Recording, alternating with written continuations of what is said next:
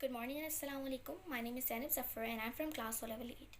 Today I'm here to share a speech on Independence Day. Pakistan came into being on 14th August 1947.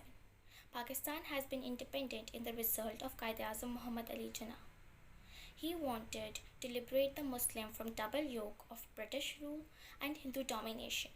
He therefore began to encourage, organize and unite them under the banner of Muslim League.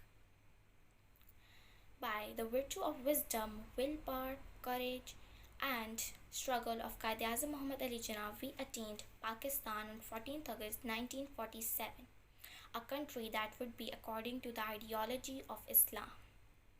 Our nation was not thinking of freedom, but Allama Muhammad Iqbal woke our nation with his poetry and poems.